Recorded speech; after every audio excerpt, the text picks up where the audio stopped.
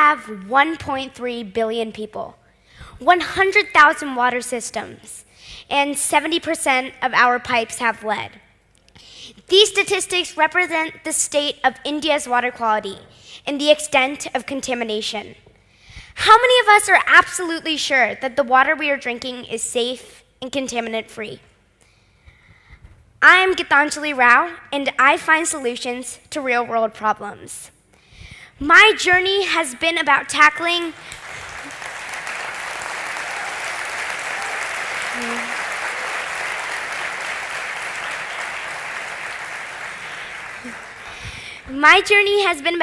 one of the main challenges we face today, access to clean drinking water. And along this journey, I developed a device that detects lead in water faster than current techniques. While my story has a whole lot of science, it speaks to something much larger: how we can collectively encourage science and technology and solve the problems in our society.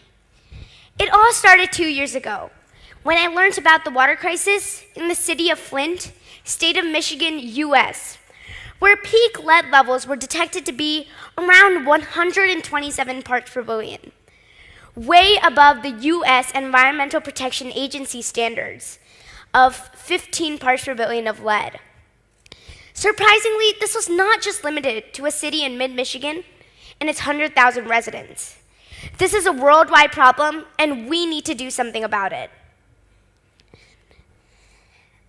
Mercury, arsenic, cadmium, and lead are the top contaminants in water and are growing every day. 60% of the water in the Indo-Gangetic Basin has harmful levels of arsenic. Out of these, lead poisoning is growing at an alarming proportion. 33% of water samples from the top 26 cities in India have harmful levels of lead. Out of these, 31% fail to adhere to the World Health Organization standards of 15 parts per billion of lead, and 2% of these fail to even meet India's standards and very lenient standards of 50 to 100 parts per billion of lead. Lead can enter our water through many channels. It can come through corroded old lead pipes, solders and pipe joints, fixtures, low-quality PVC pipes, and even brass faucets. All of these are very common to find in India. We have a big problem in our hands, and lead in water is far bigger than lead in our instant noodles. Let me tell you why this is such a big problem. Lead is harmful because of the lingering effects it has on the human body. In simple terms, lead and calcium compete for the same location within the body and are stored within the bone. So when lead is present in the system, the body substitutes it for the calcium and builds up everything with it. So the younger the child, the more impact. A child can experience birth defects or abnormal growth with harmful levels of lead in their body. Health effects of lead in water ranges anywhere from just headaches and nausea to possible seizures and even death.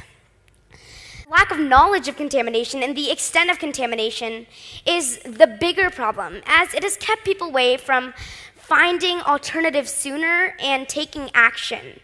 Hence, detection became my primary focus.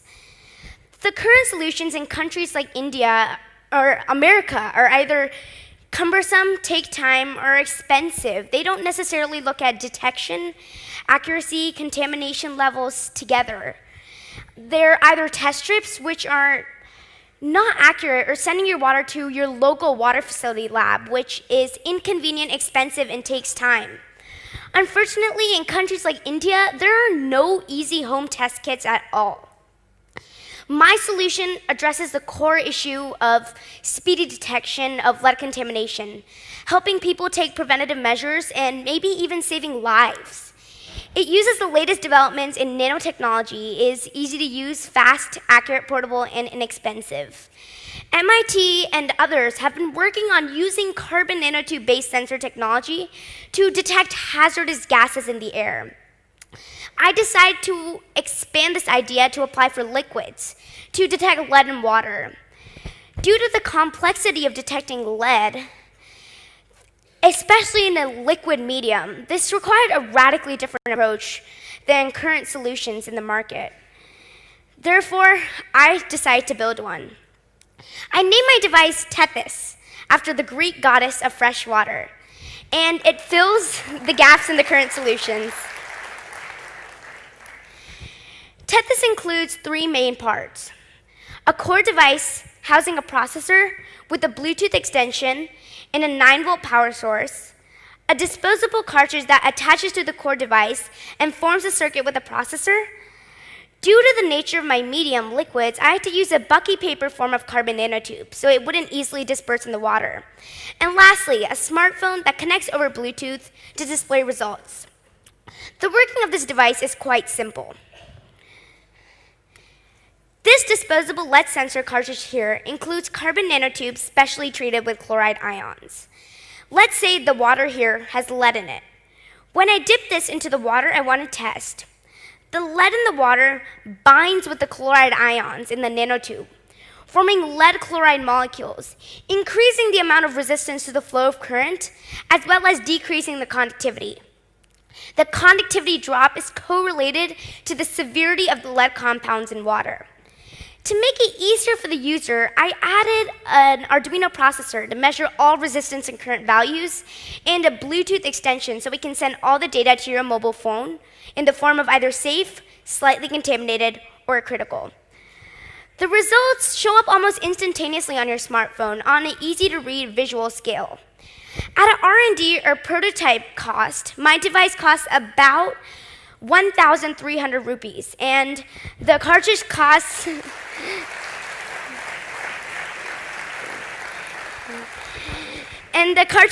close to 275 rupees. At scale, I hope to bring the entire device cost down to 300 rupees and the cartridge to only 10.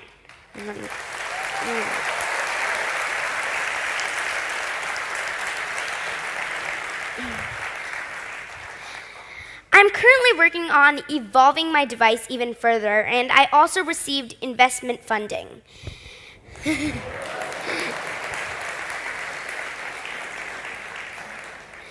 I'm happy to unveil to you the latest version of my device. It is more compact and has better sensor usability. I'm also planning on refining the carbon nanotube sensor to make sure it's more accurate, performing false positive tests, trying with other dopants such as fluorine and iodine, and even in the future, adding the option to crowdsource device data.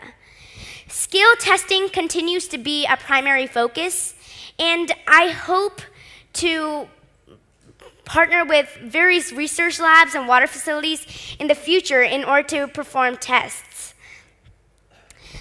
I believe that the purpose of science is to make a difference. Unfortunately, statistically, there are not many girls in the science and technology field. And I wouldn't be here without the support and guidance I received along the way. Science needs all available hands and intellects to come together and solve the problems of today and tomorrow. It needs all of us. We need to come together and take action. I am glad that my fellow speakers are speaking about this, and I'm trying to do my part in speaking at various forums like these and seeking help from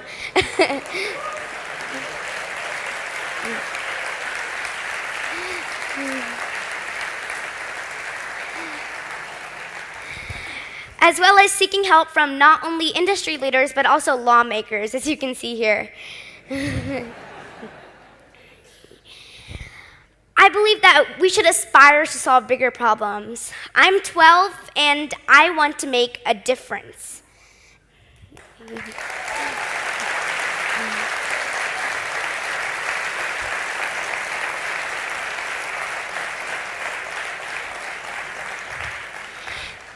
The invention of my device was motivated by a problem that I'm very passionate about solving.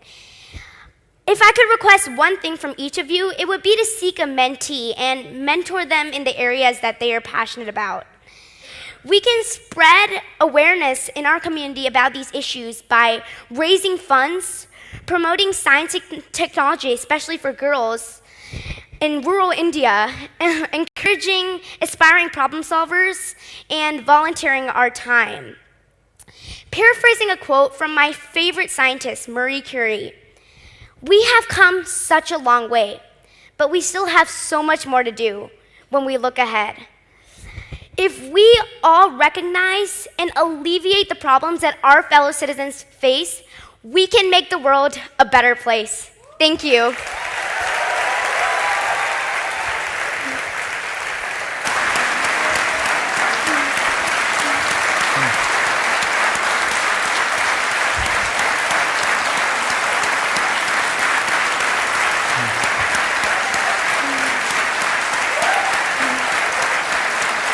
Thank you.